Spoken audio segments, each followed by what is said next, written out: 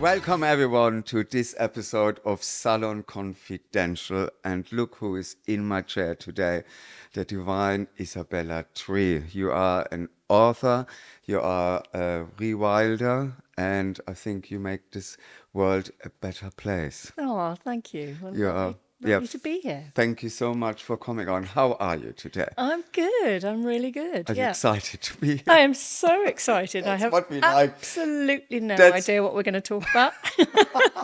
We talk about hair, your my favorite topic. I remember when I texted you actually, and I said, Isabella, we talk about some hair, and I just got hair back. I was like, okay, this is like, but we're going to get to this later. So what I ask all my guests is basically some hair questions. Okay. Yeah, and the first one is, who would be your hair icon? Who do you like their hair of? Or is there someone you look at and you go like, this is good hair? I don't think I do that anymore. Right. I think maybe, when I was younger, I would look at, I don't know, I remember being thrilled by seeing Demi Moore in Ghost. Wow. And I really did try and have that hair, and it obviously didn't work. It didn't work. It didn't work. Why did it not work? Well, because it's not me. It's not my hair. It's Right. not my face. It Right. didn't turn me into Demi Moore. You couldn't do the pottery with Patrick Swayze with your husband behind you going. Even that didn't work. Did you try it though? No. So that didn't work. No. So that's actually that's a good next one already then for you. Like, did you ever have like a bad hair experience? Yes. I have a bad hair experience almost every day, except for the day that I come here and have been cut by you. Thank you. Yes. Thank you. Almost every other hair day is a bad hair day because I just don't look after it. But I have had terrific disasters with hair. I have. Like. I once had a haircut with kind of like shaved up the back. So I sort of look like one of those footballers, at the moment. German football. German footballers. Okay, I can say that. I'm German. Thank you, slagging off my own German football team. I once tried to dye my own hair red Right. when I had a little punk phase. Right. But I didn't have any proper hair dye, so I used kind of, crepe paper, and got the dye out of the crepe paper, and then dyed my hair, which was fine until I went out in the rain and it all just came out. That was a Look at mess. my face. I'm like, Real mess. what is happening? So no, but I haven't. Yeah. Yes. And I had very, very short fringe once with long hair. That was terrible. But did you ever have long hair, actually? No, I long to have long hair, and I think that's something that's taken me decades to get over. Inside this short-haired person is a long-haired person crying to get out. I always wanted to have hair that I could sit on, lovely, long. But you never want to grow your hair. I asked you. I 'Cause do it your doesn't hair work. for. It doesn't It work. really, really doesn't work. No, it goes kind of ratty and thin and horrible. I want to have, Japanese long locks, It's not going to happen. It's not going to happen. No. Because what I find fascinating, I mean, I do your hair for how long now? I mean, it must be like 10 years Yeah, or I something. think so, yeah. And I don't know, I thought about how to describe you to the listeners. It's like non-client would be, I think, too harsh, but it's kind of like I find you fascinating because we went through so many stages together, Yeah. right? And I remember when I tried every single possibility you can do with blow dries, with diffusing it to make it look so effortless and natural. Yes. And everything was too done for you. Is that Yeah. is that correct to say that? Yeah, I think I now I think maybe it's the effect of rewilding actually on you. Yeah. I think it just you just end up wanting to just be yourself rather than trying to be something you're not. And so I know that I might look absolutely perfect going out of the salon after you've blow dried it and diffused it and put producted all over it. we get to that in a moment. The product story. but half an hour later, I'm not going to look like that, or I might be rushing. I'm not the kind of person who's going to be rushing to a mirror to kind of check it and do it up, and what I love is about you is having a cut that I can really trust, and that I know that I can kind of get out of the sea or a pond, and it'll look good. I just don't want to have to bother. But do you, because a lot of clients or also people, guests I had on my podcast, is actually they said they love this feeling with leaving the hairdresser and have smooth hair and they feel different. So how is that for you then? Because you just described that you wouldn't be yourself then if you would leave the salon more. I wouldn't say done because we tried every what I said before. You We tried. tried, and Yeah. I tried to make it look as natural. But Yeah. is it then is it to say that you wouldn't feel yourself then? Yeah, I mean, I don't like the feeling of product in my hair. Yeah. It feels sticky and it doesn't Yeah. feel like hair, it doesn't Yeah. feel natural. And, if I have product in my hair, I'll say at the time, no, that's lovely, thank you, that's great, absolutely. And I go straight home and wash it out. Wow. So you lied to me Yeah. before. Great, that's good to know. Tick. So you basically lied to me. But Yeah. I think it's very interesting because there must be so many women out there who basically just agree to get something done they are not 100% comfortable with.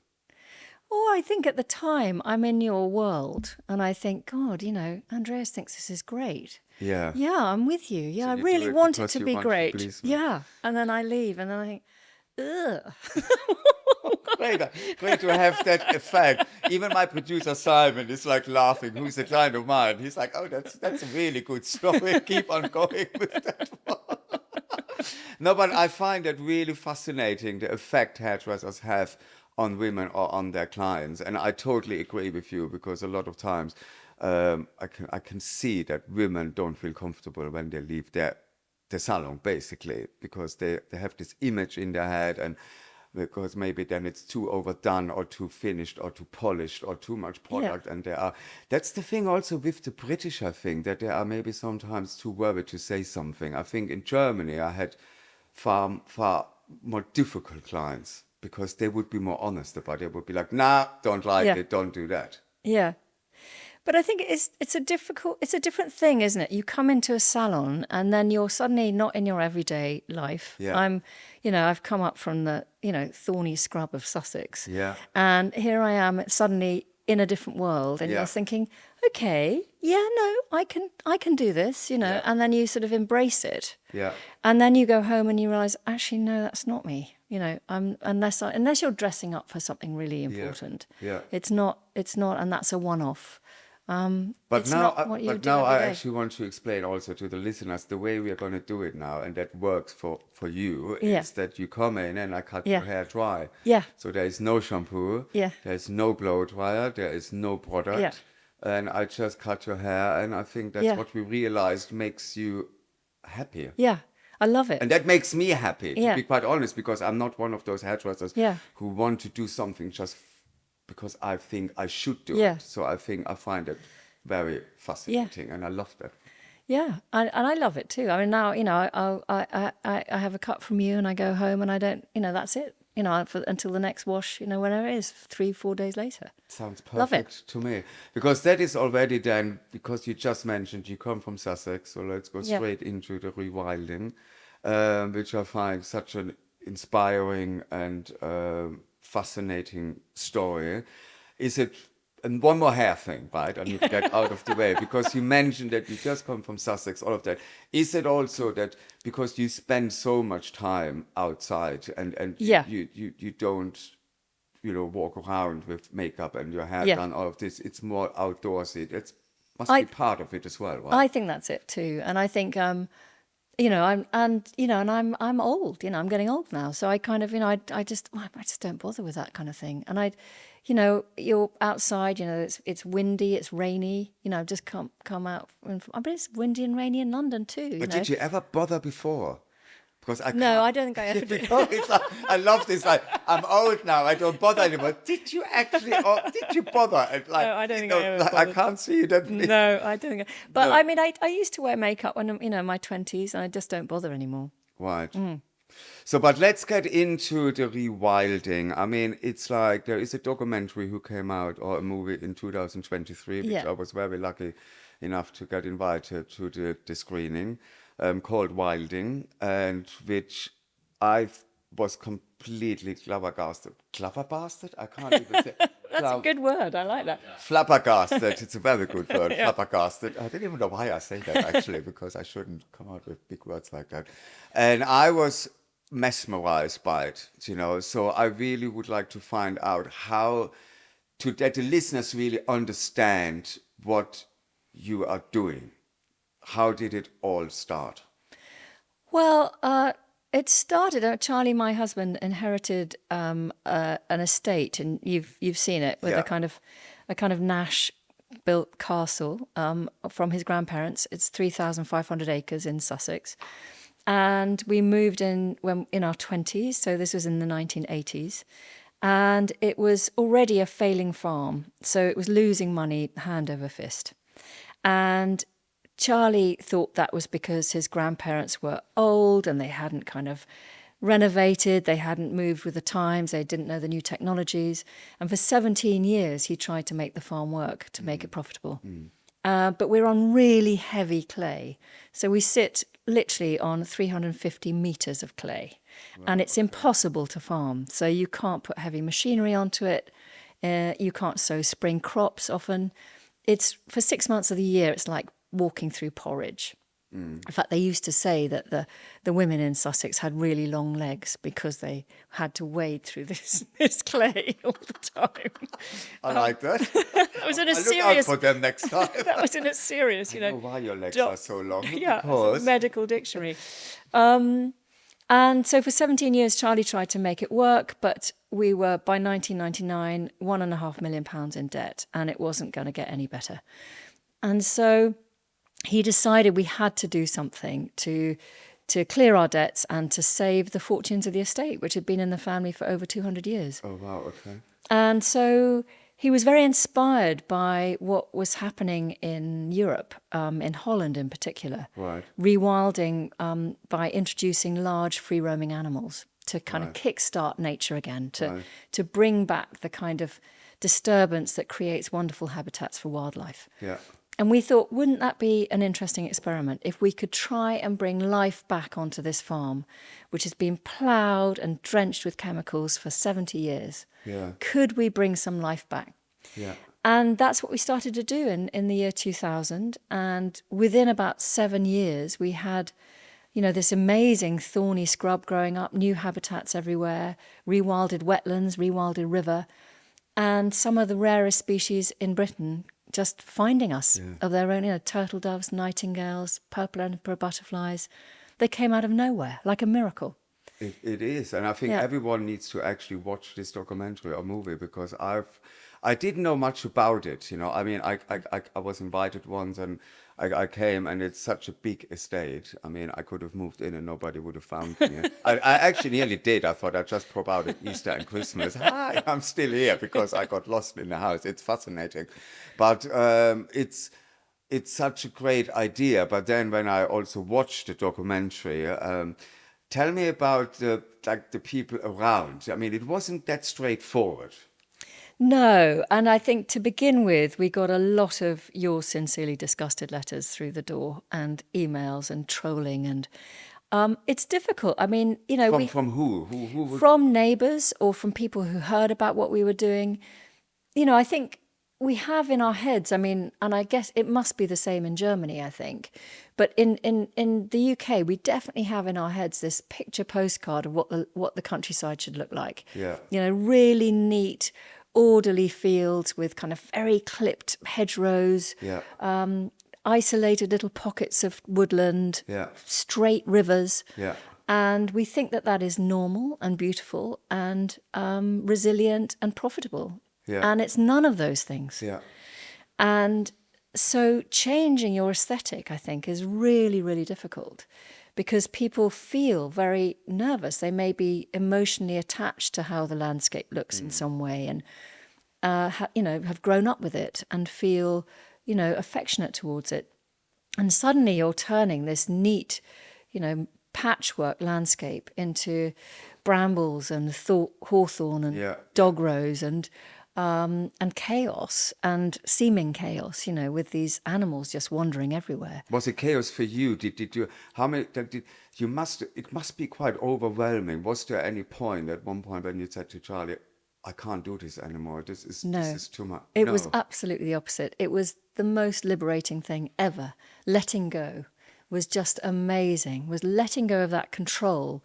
Everything we'd done all those years as farmers to try and manipulate the land, to fight against what the clay wanted to do, to stop the water sitting on the land because that's what it wants to do on heavy clay. And just letting go, letting the trees die, not cutting them down if they, died, not clearing up, and letting these animals just do what they wanted to do was amazing. And how did you know it's going to work? Is there proof in it? Obviously, you Instantly. From Holland, or like, I mean, instantly we could see what was happening. I mean, if you were looking from far away, you might have thought, what is going on? But that first summer, the land had been ploughed right up to the front door for ever since the Second World War. And that first summer that we had let the land rest, and then we'd seeded it with wildflowers, native wildflowers. Yeah. And then we'd put in fallow deer to graze it. And the first summer, walking out of that door and just hearing the insects, and we didn't even know as farmers that we were missing the sound of those insects, and just kicking up common blue butterflies and grasshoppers and dragonflies with every step. And you knew that you were onto something miraculous and wonderful. It's so amazing. Because a friend of ours, Alan, he lives close by where Yes. you are, and he said at one point he was in his garden and then he saw storks flying past, and I said, I know where they're going. So I was like, I know where they're going. They're on their way to the Knepp Estate. So, and I was right. Yeah. And he said, I haven't seen them for so long, and it's also coming to that. I remember what I took away from the documentary as well is the whole beaver story. Yeah. I could not believe. So you need to explain that, because it's. I found it fascinating how long you tried for 10 years to get beavers, right? Beavers, yeah. Beavers. What did I say? Beaver. Beaver, you So can't help you can't help yourself. I just can't help it. Beaver. Yeah. Oh my God. Cute. Is it cute? I think. It's a good name. Good name for It's a beaver. good beaver. Yeah. So yes. Yeah, so, I mean, they're a natural keystone species, a native animal in Britain that we hunted to extinction 400, 500 years ago. And we hunted them for their fur, but also for castoreum, which is in their scent glands, in their anal glands. They have this thing called castoreum, which is where it's where they concentrate the salicylic acid of the willows that they're eating. And you get salicylic acid in aspirin. So basically, this was amazing, potent medicine that, would cure aches and pains and all sorts of things. So it was a very effective medicine. So they were killed for that. And they were also, I think they were killed by Roman Catholics as well, who ate them on a Friday because they counted as fish. You're kidding me. No. They were an exception to the fish rule. Have you ever heard of such a thing? This is unbelievable. So that's why we got rid of the poor beaver. And but they're obviously a keystone species. They're fantastic at, creating ponds, at allowing water to be held back in times of floods. So they're fantastic for using upstream where you're wanting to protect towns and villages from flooding. But they also hold on to water. So we're seeing in these really big dry summers we're getting that we have these fantastic ponds now created by the beavers. And that's where all life goes when it dries out. But also it cleans the water. So all the water that comes onto Knepp from around us is polluted with nitrates and chemicals from farming or from the roads and villages. And when it's gone through that settlement process of the beaver dams, it comes out the other end clear. So you're saving the water companies all that cost of cleaning the water. So ultimately you're saving the taxpayer, their water bills. So why do we not have more beavers in the world? Why? Why? I don't understand. Nor do because I. also what I learned as well, that the beavers would actually create a natural river to the sea, because that is what you want to do as well, right? Yeah, so Get to this, and they would basically do that. they would do that. They'd restore, if you give them enough room, if you allow them to restore the floodplains, the natural floodplains, we could have much cleaner rivers, much healthier rivers, wonderful wildlife back on our rivers. I mean, our rivers are virtually dead. We are back to being the dirty man of Europe. And you still, you cannot swim in rivers in Sussex, because you can poison yourself. You can literally get, terrible upset stomachs from swimming in our rivers. Does people listen to you now? So what actually happened? I still have to go back to those evil farmers around you. Do they actually listen to you now? They see it's obviously working. You do it for 25 years now. Is there a change in opinions now? Yeah, I think there is. I mean, I think a lot of it is to do with leaving Europe, because we're now not associated with the common agricultural policy, which was driving this whole theory of having to plough every inch of land, no matter where it was, or no matter how applicable it was, or whether it was the right thing to do or not.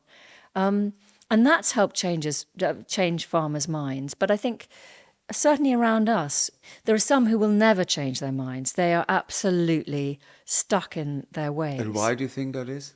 Well, again, I think it's, we have incentivized farmers to think in a particular way for so long that it's very difficult to change. They're very reluctant to change. They just don't like change. And I think it's also a question of pride, I guess, too. If you think, my grandfather did it like this, my father did it like this, I'm damned if I'm going to be beaten. I'm going to carry on. If it kills me, I'm going to carry on like I have. But they don't get beaten. They just they would do something much better for the world and nature. Yeah, and I think slowly, farmers are beginning to realize that. We now have this corridor to the sea, as you were talking about, this ambition anyway, to make a green corridor to the sea. So 25 miles away from us. And we have probably 30, 40, 50 farmers that are part of that corridor. Oh, that's amazing. And they're not going to be rewilding. They'll carry on farming, but they're looking at doing more nature-friendly farming. Yeah. They're looking at sacrificing a floodplain, which has never really worked for farming, to give that back to the river and the beavers, hopefully, when they're allowed to live out there. Exactly. Now I can say it. Thank you. Beaver. Oh, my God. Yeah. And so, I think things really are beginning to change, and people, landowners of land managers of every description are beginning to think about how to make more space for nature on their land. So we're going to see a very different landscape in the next 10 to 20 years, I think. Which is amazing. Oh, my God. I mean, it's also, I think I remember that in the documentary is that what we could do, like even if you have a garden at home, it's not like in the scales, like with all the acres you have, but you talk about that as well. I mean, I was actually in tears at one point. I was so overwhelmed by it all, like that I do so little for the environment and all of that. And it was very, very fascinating when you also talked about what people can do in their own gardens, right? Yeah, I think it's really important. I've just done a TED talk on this, and that rewilding is for everyone. We, whatever little patch of land we have, even if it's a window box, you can do something really positive for nature. What can I do with? I've got a window box at home. Just grow the right kind of plants. How do you know that? Can I call you? I am a speed dial. Hello, Isabella, it's me. What do I plant here? Thank you. I was thinking of yourself in terms of, what are the trees around you? What other gardens have you got around you? Could you be a stepping stone for all sorts of insects that are trying to get from one place to another? Should you be growing plants for night-flying moths, perhaps, which are amazing pollinators?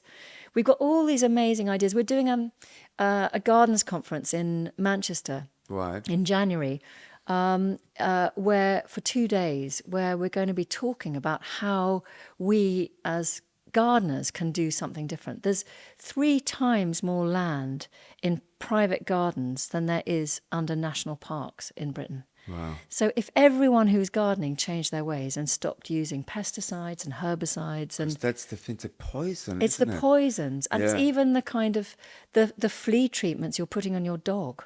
That's washing off in the rain and soaking into your soil and killing your earthworms and all your insects. See, I would have never, I don't have a dog, but I would never think of that. No, and nor would I. And now we're beginning to realize just how much without damage we're doing without knowing it. And so it's about thinking differently and definitely getting messier in your gardens, letting sort of piles of leaves stay over winter so that they can become places for hedgehogs to hibernate and, getting messier. But it's not about closing the garden gate and just leaving it, because then you get trees marching in and the shade out everything, and all your biodiversity of plants disappears and you lose all your wildlife. Yeah, that's So why I it's don't have about a... intervening. It's about being the beaver in your garden. It's about Exactly, Yeah. that's what Alan said Yeah. when we came for lunch. We get to that, and he said, "I can't wait to say you're beaver next time we see you." That was hilarious. But I think that's why I don't have a garden, because I don't like to get my hands messy. But that's maybe not what you want to hear now. But I would love to have a garden at some point, and I do. Yeah. Then definitely knock on your door to get all the information I can get. But it's so true, especially with the poison and all of that, and you try to kind of, what doesn't fit within your life, you try to kill. And I do sometimes, like, I rescue far more animals now, like little Yeah. spider things or whatever, Yeah. like, no, not spider things, the flies and all of Yeah. that. I try not to kill anything anymore, because it's easily done, what irritates you, Yeah, all of that. exactly. And learning to love, wasps and flies and Yeah. spiders, and the more you learn about them, the more amazing they Yeah. are. We have an incredible woman who's going to be talking at the Gardens Conference too, actually, who is curator of millions of flies at the Natural History Museum, Erica McAllister. She is hilarious. Yeah, And what she knows about flies, and oh my God, it's quite a special mind-boggling. suspect. It's Subject. mind-boggling. The sex lives and the predatory lives would of find it very flies. interesting You how never flies look have at them sex. the same way again. No, you It's wouldn't, incredible. because it's like porn. It is totally. like fly It is porn. really, actually, I some would of be it like, is.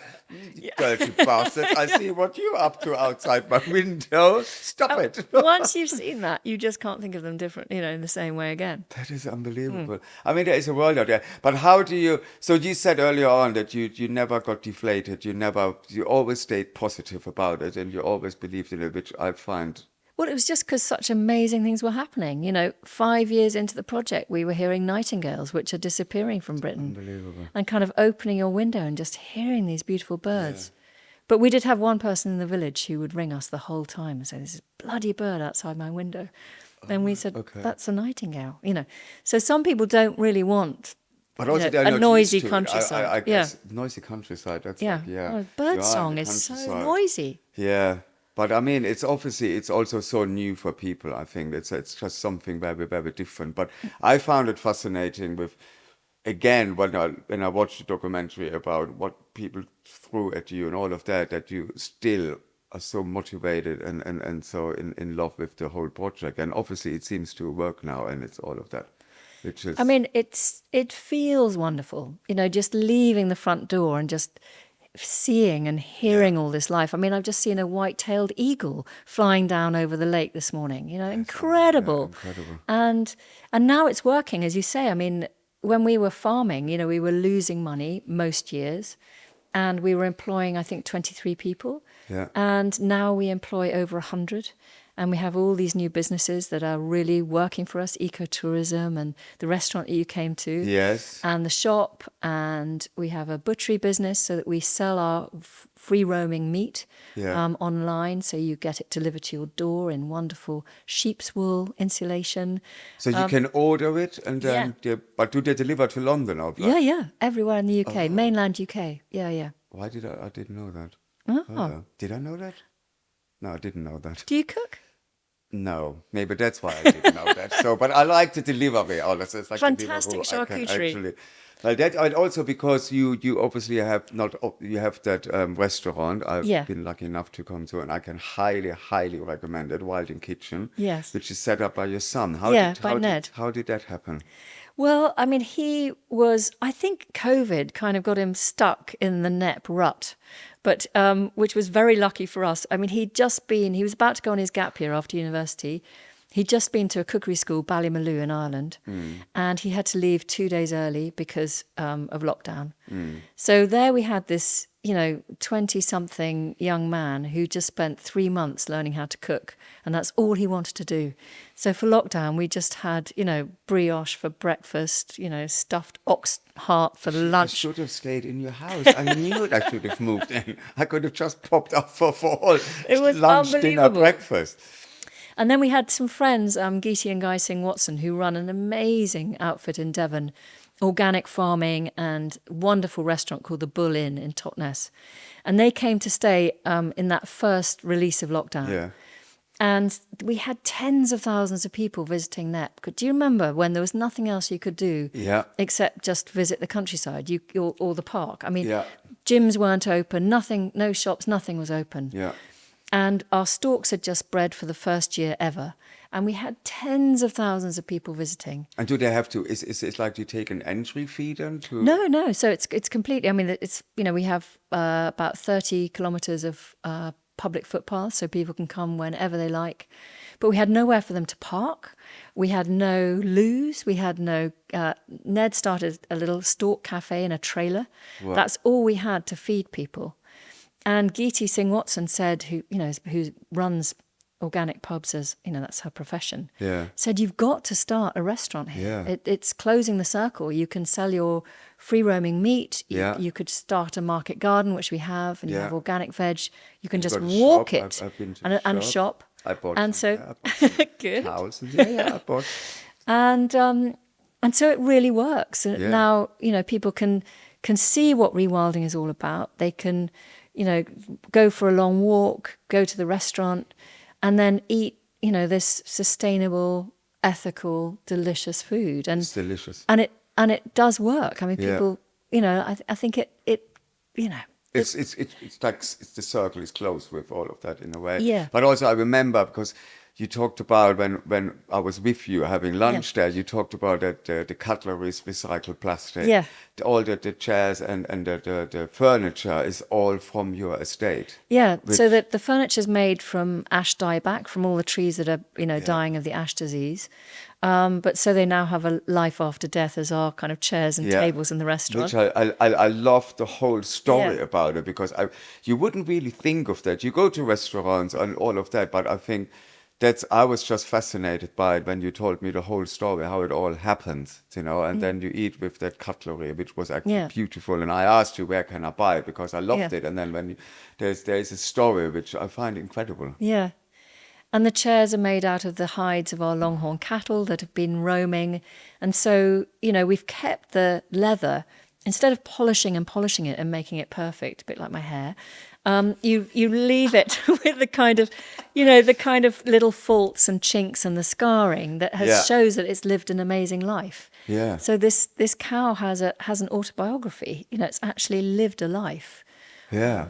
And also you can also stay at your estate now. There are tree houses.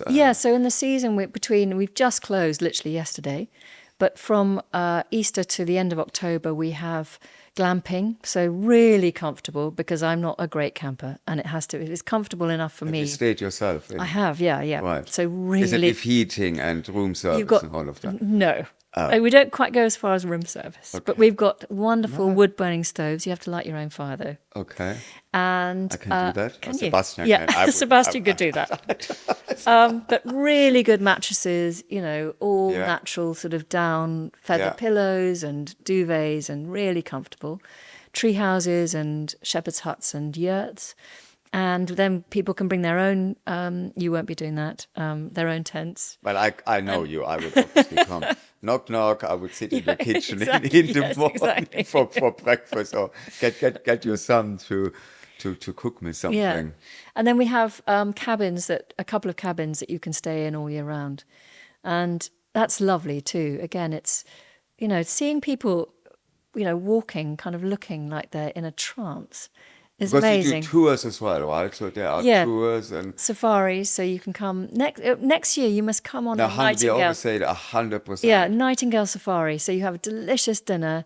You learn about nightingales and and how they've flown all the way up from Africa to be here, and why they found Knepp and why they're being so successful at breeding at Knepp. And you have delicious dinner, lots of wine, and then you kind of stumble off into the darkness with a couple of safari guides and listen to them singing in the middle of the night. But and sometimes you hear... I mean, obviously I would be like, hear voices in my head. Anyway, is the nightingale? No, it's not.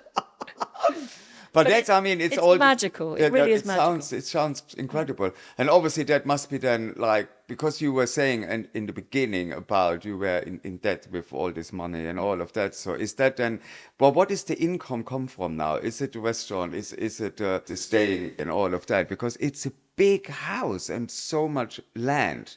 So, but you're also then selling the meat and all of that. Then So you're right. I mean, the income now, we never planned it like this. We were really at a loss what to do after farming. We just thought rewilding would be a good thing to do. Yeah. But we hadn't foreseen all the income streams that would come from it. Yeah. So it's ecotourism, it's the selling of the meat, it's all those farm buildings that used to cost an arm and a leg just to keep the roof on.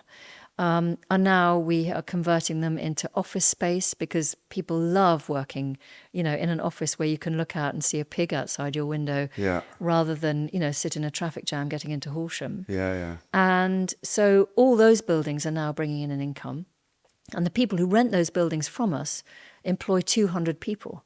So we now have 200 people in those buildings. We have 100 people we employ. We have 150 volunteers who contribute to walking the footpaths and showing people things and mending gates and looking after signs and counting stalks and doing amazing work. Wow. And then we have tens of thousands of people enjoying it. So we've gone from being a sleepy, dysfunctional, quiet, wrecked piece of land, farmland, to being, an estate that is full of life and happening and a rural economy. So would you say, like, if you wouldn't have done that, the whole rewilding, what do you think would have happened? Like, obviously, we were totally at a loss. I don't know what we would have done. I mean, we vaguely thought, well, maybe we turn the house into a hotel. That would have destroyed 200 years of, of tradition and history. Yeah. But it wasn't really desirable from that point of view. We're quite close to Gatwick, so we thought, well, maybe a golf course, but it's heavy clay, and I mean, all the options were just horrific, and probably wouldn't have worked either. Yeah. And this has really shown how rewilding not just only revitalizes wildlife, it revitalizes the rural economy as well. Yeah. So now it's a model that Charlie, my husband, is using to roll out in other places across Britain and will be Europe as well. Because that was my next question, actually. So people are obviously, they must notice that now, like other farmers or other people across the world or across Europe. Is that fact? Like they are coming to you now and want to do the same? Definitely. And seeing how productive it can be. Yeah. Totally. But I mean, it's also obviously with the restaurant and all of that. And I have to say, the food, it was absolutely incredible because it's so fresh.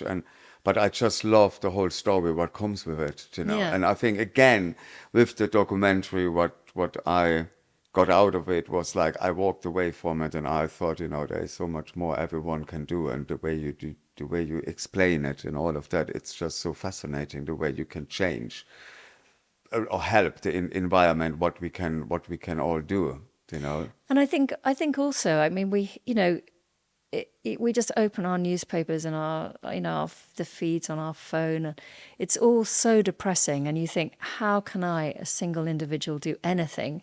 When I'm faced with these cataclysmic problems that the planet is facing. You use so many words. You do understand. I mean, I said the same when I had Nigella Lawson on in my first series, and I said, you do know, darling, that I've got no clue what you are just saying, but I go with it. I just pretend. I just go, what? I can't even say those words, but sounds amazing, so please. But no, I think ultimately what is so lovely about what's happened at Knepp is that you can tell a story of hope. Yeah, and it makes people feel like they can do something. Because if you don't have hope, you just don't bother. You just think, why would I even try? Yeah. So, but also strength. I think it needs to, again, with those whatever weirdos around you and all of that, like getting bullied and all of that. So I think you need to have strength as well to stay positive. I guess so. I think you have to grow a bit of a thick skin. I mean, I think it's important to be able to justify what you're doing. So I think, you've always got to listen to the criticism, Yeah. because some of it is definitely justified. I mean, some farmers are very nervous, understandably, about beavers in the landscape. Yeah. If they're damming a ditch and flooding, hundreds of acres of Yeah. potatoes, it's How not many a happy beavers do you story. have now? I think we have 7 or 8. And I remember also the way you told me that you were so excited. It was like Christmas and Easter and everything together Yeah. for you when the beavers Oh arrived. my God, yeah. I mean, it's so amazing. These creatures that have been missing from our landscape for, nearly half a millennium, and they're back. And they're doing these incredible things and creating, these watery, magical kingdoms. It's like a fairy tale. Yeah. And they're incredible creatures. But also, like, I've a lot of times, I think, like me living in London, I think if you live in a city, you don't get to see nature much. I mean, I live near Hyde Park, so I obviously get to see some of it. But I've just been to Versailles. Friends invited us to Versailles. cool. What I found very fascinating there is, so we got a tour of the private gardens, and then the King Louis basically built for Maria Antoinette this farmer's garden where they basically wanted to introduce their children to see how farmers live and how things grow. Have you been I there? haven't been there, no. It's fascinating. Yeah. So they have those little houses, and then they basically Yeah. show the kids where Yeah. how the carrots grow and all of that, Yeah. which is kind of similar Yeah, in a I way. guess but so. no, I'd like to see it. I imagine it is a bit of a Disney World of what it real is a little farming bit is like Lord of the Rings. Yeah. I felt like a hobbit when I was walking around there. But it's kind of like, it's like, obviously she lived in that palace, and Yeah. everything was kind of like so luxurious. And then I think she wanted to show Yeah. the real world Yeah. to her children, like how farmers grow vegetables, then they are Yeah. eating and all of that, which is, I think, a lot of kids must be so excited to come to yours to actually see nature like that. I mean, I think, as children, we're more and more divorced, aren't we, from the natural world? And children, given half a chance, just love animals. They love, and tiny creepy crawlies. Their attention is amazing to little bugs and things. So get them early enough, and you can turn them into, environmentalists. Yeah. But wait until they're sort of teenagers, 20-year-olds, adults, and then they're fearful of nature, and they don't want to have anything to do with it. So it's really important we get Why children. do you think that is, that they are fearful of it? Because they're Because not experiencing it. you're not familiar with it. It's something that you just don't feel at home with. How is it for your children? Are they involved? I mean, obviously your son has a restaurant. Well, they grew up with rewilding. They don't know anything else. I mean, they grew up kind of, building fires outside and skinning rabbits and, camping outside. Oh my God, now you're losing me. God, no, I couldn't do that. I mean, I'm not a vegetarian, but I could not do all of that. That would be... Do you do that as well? I could skin a rabbit. I could gut a fish. Yeah. I think you have to be able to do that if you eat meat. So what is your hope for the future? What would you like to happen, or what is your hope basically for the future? Well, I think we now know that life has come back to Knepp in ways that we could never even have dreamed of, and it's beyond our wildest dreams. Now, how do we connect with other areas of nature in our area? So, the wildlife corridor to the sea, creating other big nature hotspots like Knepp elsewhere in the country, so that other areas, other regions of UK can get inspired by it and feel that it can happen in their neck of the woods as well. Lots of stuff we're doing kind of in Europe, connecting with rewilding projects in Europe, which are incredible.